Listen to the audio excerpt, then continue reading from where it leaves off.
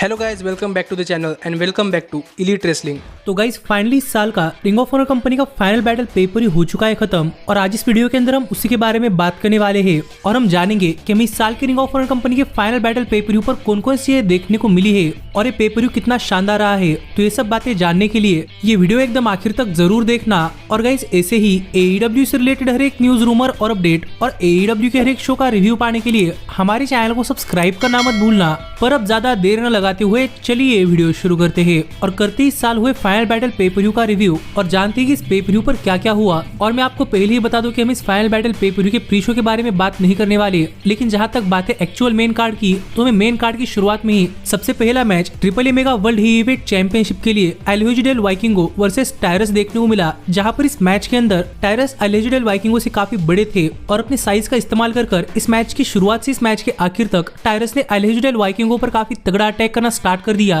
पर एल्हेजो डेल वाइकिंगो भी इस मैच के अंदर बने रहे और गाइस उन्होंने भी इस मैच के अंदर अपने कुछ शानदार मूव्स लगाए हैं, जिसी बीच एक टाइम के लिए टायरस ने इस मैच के अंदर टॉप रोप से एल्हेजो डेल वाइकिंगो पर एक मिलिट्री प्रेस स्लैम लगाया था, जो कि इस मैच की एक शानदार मूव थी और कई बार टायरस से मैच जीतने काफी करीब पहुंच चुके थे और मुझे भी लग रहा था कि टायरस से मैच जीतकर एल्हेजो डेल वाइकिंगो की टाइटल रेन तोड़ सकते हैं। पर आखिरकार एल्हेजो डेल वाइकिंगो ने टायरस पर अपना फिनिशर 360 सेंटॉन लगा दिया और उन्हें पिन कर एल्हेजो डेल वाइकिंगो ने ये मैच जीत लिया है और वो स्टिल है triple A mega world heavyweight champion. और अब देखना पड़ेगा कि 2 साल से चैंपियनशिप पकड़ने के बाद क्या वो लॉन्गेस्ट ट्रेनिंग चैंपियन बनते हैं या नहीं। पर इसके बाद हमें फाइनल बैटल पेपर पर मुगल एम्बेसी हमें रिंग ऑफ ऑनर कंपनी की 6 man tag team championships TMD के खिलाफ डिफेंड करती हुई दिखाई दी। और अगर यहाँ पर हम बात करें इस मैच की, तो गाइस ये 6 मैन टैग टीम मैच भी इस पेपर पर एक देखने लायक मैच रहा है, जहाँ पर ये मैच एक मल्टीपर्सन मैच होने की वजह से हम एक के बाद एक इस मैच के अंदर काफी जबरदस्त एक्शन देखने को मिल रहा था। लेकिन मैं यहाँ पर देखकर काफी सरप्राइज था कि इस मैच के अंदर TMDK को काफी ऑफेंस मिला है और उन्होंने इस मैच के अंदर काफी डोमिनेट किया और यहाँ पर क्राउड भी TMDK को सपोर्ट कर रहा था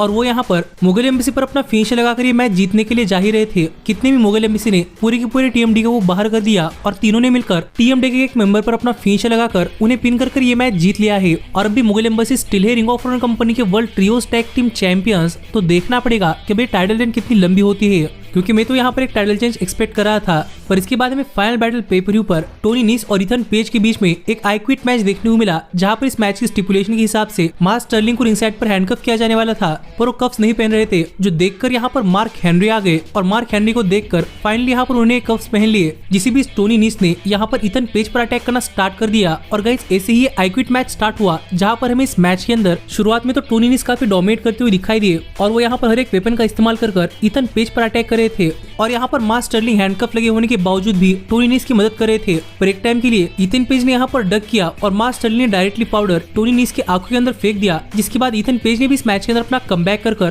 टोनी नीस पर काफी जबरदस्त मूव्स लगाए हैं और यहाँ पर इथन पेज टोनी नीस पर स्किपिंग रोप से अटैक कर रहे थे, जो देखकर यहाँ पर टोनी नीस आई क्विट भी बोलने के काफी करीब पहुंच चुके थे, पर वो सिर्फ उनकी एक चाल थी। और इतने में यहाँ पर मार्क स्टर्लिंग ने अपने आप को हैंडकफ से छुड़ा लिया था और यहाँ पर मार्क स्टर्लिंग और टोनी नीस दोनों मिलकर इथन पेज पर अटैक कर रहे थे, जिसी बीच हमें यहाँ पर एक सरप्राइज रिटर्न देखने को मिला और यहाँ पर स्कॉर्पियो स्काई आ गए और स्कॉर्पियो स्काई ने यहाँ पर आकर मार्क स्टर्लिंग पर अटैक किया, जिससे कि इथन पेज इस मैच के अंदर अपना कमबैक कर पा रहे थे। पर इथन पेज के फिनिशर को रिवर्स कर टोनी नीस ने इथन पेज पर हैंडकफ्स लगा दिए और यहाँ पर टोनी नीस कह रहे थे कि अगर इथन पेज क्विट नहीं करते तो उन पर स्टील चेयर से अटैक करेंगे। पर फिर भी इथन पेज ने यहाँ पर आई क्विट नहीं कहा और यहाँ पर हैंडकफ्स लगे होने के बावजूद इथन पेज ने इस मैच के अंदर काफी जबरदस्त कमबैक कर टोनी नीस पर काफी तगड़ा अटैक कर दिया और एक टाइम के लिए रेफरी से हैंडकफ्स छुड़ाकर इथन पेज ने टोनी नीस पर स्टील चेयर से अटैक कर दिया और आखिरकार उन्हें हैंडकफ से टोनी नीस को यहाँ पर चॉकआउट कर इथन पेज ने ये मैच जीत लिया है, क्योंकि आखिरकार यहाँ पर टोनी नीस ने आई क्विट बोल ही दिया। और हमें फाइनली यहाँ पर इथन पेज अपनी विक्ट्री स्कॉर्पियो स्काई के साथ सेलिब्रेट करते हुए दिखाई दिए, क्योंकि दोनों पहले भी टैग टीम पार्टनर्स रह चुके हैं। तो देखने के लिए मजा आएगा कि आगे इनके बीच में क्या होता है।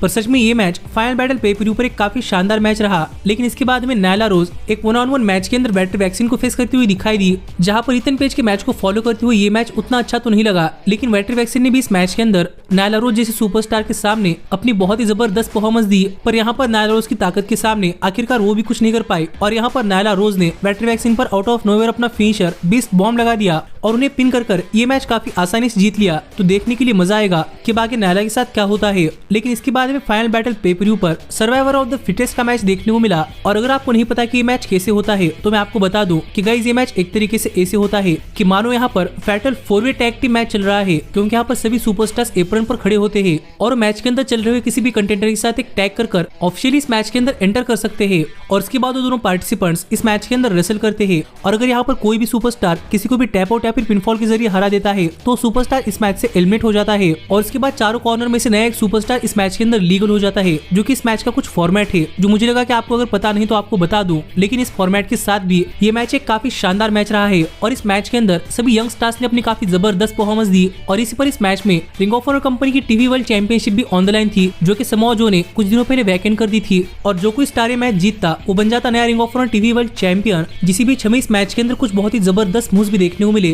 पर आखिरकार एक के बाद एक एलिमिनेशन होने के बाद इस मैच में सिर्फ 2 कंटेंडर्स बचे, काइल फ्लेचर और कमांडर। और इन दोनों ने इस मैच के अंदर अपनी काफी जबरदस्त परफॉर्मेंस दी, जहां पर एक टाइम के लिए कमांडर ने काइल फ्लेचर पर एप्रन पर फिनिशर लगा दिया और रिंग के अंदर भी उन पर फिनिशर लगा दिया। पर फिर भी काइल फ्लेचर किक आउट कर पाए और यहीं पर काइल फ्लेचर ने आउट ऑफ नोवेयर कमांडर पर अपना फिनिशर टूम्बस्टोन पाइल ड्राइवर लगा दिया, जिसमें से कमांडर नहीं बच पाए और कमांडर को पिन कर काइल फ्लेचर ने मैच जीत लिया है और वो बन चुके हैं brand new ring of honor TV world champion. तो देखने के लिए मजा आएगा कि बाकी काइल फ्लेचर की टाइटल रेन के साथ क्या होता है। पर इसके बाद हमें रिंग ऑफ ऑनर कंपनी के फाइनल बैटल पेपर पर हमें व्हीलर यूथा अपनी प्योर चैंपियनशिप टॉम लॉवर खिलाफ डिफेंड करते हुए दिखाई दिए। और गाइस व्हीलर यूथा ने इस मैच के अंदर रूल्स का इस्तेमाल कर इस मैच के अंदर अपनी काफी जबरदस्त परफॉर्मेंस दी और वो किसी न किसी तरीके से इस मैच के अंदर चीटिंग कर पा रहे थे, जिससे कि टॉम लॉवर को इस मैच के अंदर ज्यादा ऑफेंस नहीं मिल रहा था। मानो कि यहाँ पर टॉम लॉवर रेफरी के चलते यहाँ पर रूल समझ नहीं पा रहे थे, क्योंकि मैच प्योर रूल्स के अंडर हो रहा था और इस मैच के अंदर सिर्फ 3 रोप ब्रेक्स अवेलेबल थे। पर सच में ये मैच भी रेसलिंग वाइज एक शानदार मैच रहा, पर क्राउड का इसके अंदर उतना इंटरेस्ट नहीं आ रहा था। और out of nowhere Tom Lawlor को पिन कर व्हीलर यूथा ने ये मैच जीत लिया और स्टिल है ring of honor pure champion. और ये मैच खत्म होने के बाद टॉम लॉवर यहाँ पर व्हीलर यूथा को हैंडशेक करने के लिए गए, पर यहाँ पर यूथा ने टॉम लॉवर पर एक लो ब्लो लगा दिया, जो देखकर यहाँ पर टॉम को बचाने के लिए हुक आ गए। और हुक को देखकर व्हीलर यूथा तो रिंग छोड़कर भाग गए। और जैसे ही रिंग के अंदर हुक टॉम लॉवर को चेक करे थे, वैसे ही रिंग के अंदर वापस आकर यहाँ पर व्हीलर यूथा ने हुक पर अटैक करना स्टार्ट कर दिया और उन पर अपना फिनिशर भी लगा दिया, जो देखकर लग रहा है कि वो शायद व्हीलर यूथा वर्सेस हुक की राइवलरी देखने को मिल सकती है। तो देखने के लिए मजा आएगा कि इसके अंदर आगे क्या क्या होता है। पर इसके बाद में फाइनल बैटल पेपर पर कीथ ली एक 1-on-1 मैच के अंदर शेन टेलर को फेस करते हुए दिखाई दिए, जहाँ पर फॉर्मर फ्रेंड्स एक मैच के अंदर एनिमीज बनकर एक दूसरे के आमने सामने आए। और स्ट्रेंथ रेसलिंग वाइज सच में ये मैच एक काफी शानदार मैच रहा और इस मैच के अंदर दोनों ही हेवीवेट सुपरस्टार्स एक दूसरे पर काफी तगड़ा अटैक कर रहे थे। और हमें इस मैच के अंदर दोनों की तरफ से पावर का काफी जबरदस्त इस्तेमाल देखने को मिला है और दोनों की इस मैच के अंदर उनकी फ्रेंडशिप के लिए काफी बढ़िया कॉल बैक मोमेंट रहे। और शेन टेलर की फैमिली भी यहाँ पर मौजूद थी, इसीलिए लग रहा था कि वो ये मैच जीत जाएंगे। पर आखिरकार कीथ ली ने out of nowhere Shane Taylor पर अपना फिनिशर बिग बैंग 3 लगा दिया और उन्हें पिन कर कीथ ली ने ये मैच जीत लिया है। पर ये मैच खत्म होने के बाद भी यहाँ पर कीथ ली ने शेन टेलर को रिस्पेक्ट दिखाई और कीथ ली यहाँ चले गए। तो देखने के लिए मजा आएगा कि क्या आप शेन टेलर अपनी एनिमोसिटी भुलाकर फिर एक बार कीथ ली के साथ एक टैग टीम के अंदर काम करते हैं या नहीं। पर इसके बाद में टोनी शिवानी बैकस्टेज में ब्रायन कीथ का इंटरव्यू लेते हुए दिखाई दिए, जहाँ पर वो कह रहे थे कि रिंग ऑफ ऑनर कंपनी के अंदर गोल्ड जीतने के लिए आए थे, पर survival of the fittest match के अंदर वो मैच नहीं जीत पाए। लेकिन इतने में यहाँ पर ऑरेंज कैसिडी आ गए और उन्होंने कहा कि उनके पास भी गोल्ड है, तो अगर चाहे तो ब्रायन कीथ उनके खिलाफ एक मैच रसल कर सकते हैं। जो कहकर ऑरेंज कैसिडी यहाँ चले गए। तो देखने के लिए मजा आने वाला था कि बाकी क्या होता है। पर इसके बाद में फाइनल बैटल पेपर पर FTR और मार्क ब्रिस्को एक 6-मैन टैग टीम मैच के अंदर ब्लैकपूल कॉम्बैट क्लब को फेस करते हुए दिखाई दिए और ये मैच जे ब्रिस्को के मेमोरी के अंदर हो रहा था। और सच में ये मैच फाइनल बैटल पेपर का एक काफी शानदार मैच रहा है, क्योंकि मेरे हिसाब से तो ये मैच एक 5 स्टार मैच है, क्योंकि इस मैच के अंदर FTR और मार्क ब्रिस्को अपनी काफी जबरदस्त परफॉर्मेंस दे रहे थे, जो देखकर ब्लैकपूल कॉम्बैट क्लब इस मैच के अंदर कुछ नहीं कर पा रहा था। और यहाँ पर FTR और मार्क ब्रिस्को एक तरीके से इस मैच के अंदर मार्क ब्रिस्को और जे ब्रिस्को की मूव्स लगा रहे थे, जो देखकर यहाँ पर काफी मजा आ रहा था और एक तरीके से जे ब्रिस्को के लिए काफी शानदार ट्रिब्यूट थी। पर out of nowhere Blackpool combat club ने इस मैच के अंदर सभी पर एक टाइम पर ही अटैक करना स्टार्ट कर दिया, मानो कि ब्लैकपूल कॉम्बैट क्लब की पेशेंस खत्म हो चुके थे और यहाँ पर सभी सुपरस्टार्स फाइट करते करते अरीना के हर एक कोने के अंदर जा रहे थे। जिसी बीच यहाँ पर रेफरी ने 10 काउंट कर लिया और ये मैच एक काउंटडाउन के जरिए खत्म हुआ, जो देखकर क्राउड तो काफी खुश नहीं था। लेकिन यहाँ पर मार्क ब्रिस्को ने माइक लेकर बात करते हुए कहा कि ये जे ब्रिस्को का ट्रिब्यूट मैच है और इस तरीके से खत्म नहीं हो सकता और इस मैच को रिस्टार्ट किया जाएगा, लेकिन इस बार नो डिस्क्वालिफिकेशन रूल्स के अंडर। जिसके बाद ये मैच रिस्टार्ट तो हुआ, पर हमें इस मैच के अंदर काफी ब्रूटल स्टफ देखने को मिला। जॉन मॉक्सली यहाँ पर एक फोर्क लेकर FTR पर काफी तगड़ा अटैक कर रहे थे। मार्क ब्रिस्को यहाँ पर बार में रैप लैडर लेकर यहाँ पर सब पर अटैक कर रहे थे और मार्क ब्रिस्को ने एक टाइम के लिए क्लूडियो को इस लैडर पर लेटाया भी और मार्क ब्रिस्को उस पर अटैक करने के लिए गए, पर जॉन मॉक्सली ने पीछे से मार्क ब्रिस्को को धक्का दे दिया, जिससे कि वो खुद ही स्लाइडर के थ्रू गए, जो इस मैच की एक शानदार मोमेंट रही। जॉन मॉक्सली और ब्रायन ने इस मैच के अंदर वेपन्स का इस्तेमाल करते हुए FTR पर काफी तगड़ा अटैक किया। मानो कि नो डिस्क्वालिफिकेशन मैच होने के बाद यहाँ पर ब्लैकपूल कॉम्बैट क्लब को इस मैच के अंदर बढ़त मिल चुकी थी और एक टाइम के लिए मॉक्सली और ब्रायन दोनों ने FTR पर एक सबमिशन लगा दिया, पर फिर भी FTR इस मैच के अंदर बनी रही और यहाँ पर सभी ने फाइट बैक किया और यहाँ पर कैश व्हीलर ने एक टाइम के लिए क्लूडियो को रिंग के बाहर टेबल के थ्रू फेंक दिया। डैक्स हारूड ने जॉन मॉक्सली पर टेबल पर बिछे हुए थंबटैग्स के थ्रू एक खतरनाक पाइल ड्राइवर लगा दिया, जिससे कि यहाँ पर क्लूडियो और मॉक्सली तो आउट हो गए, लेकिन रिंग के अंदर ब्रायन की मूव्स को रिवर्स कर मार्क ब्रिस्को ने ब्रायन पर जे ब्रिस्को का फिनिशर लगा दिया और उन्हें पिन कर मार्क ब्रिस्को ने अपने भाई के लिए मैच जीत लिया है।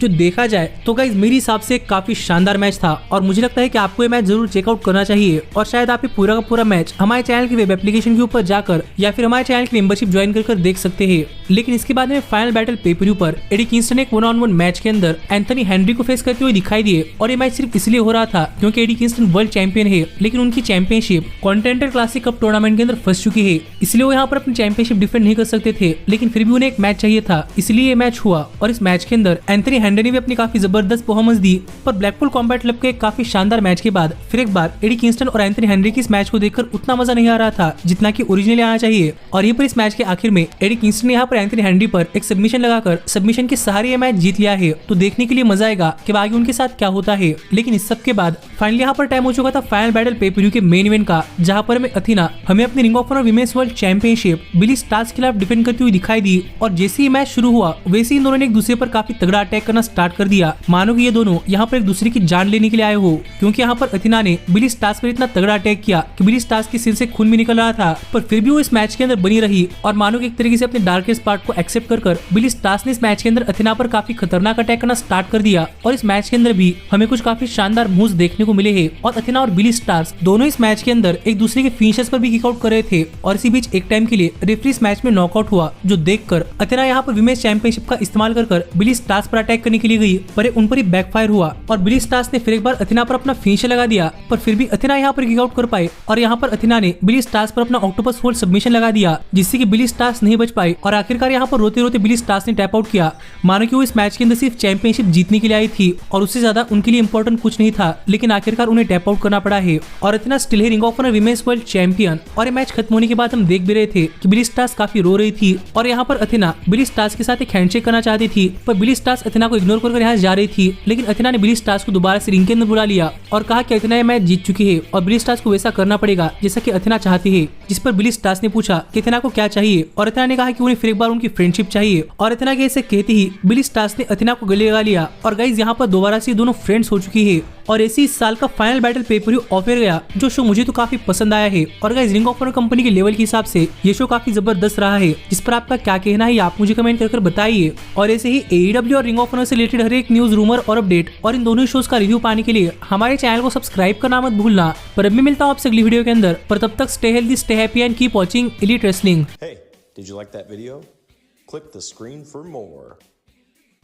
And where do you think you're going? Check out our official merchandise page and to support the entire cast. And thanks so much for being the elite. The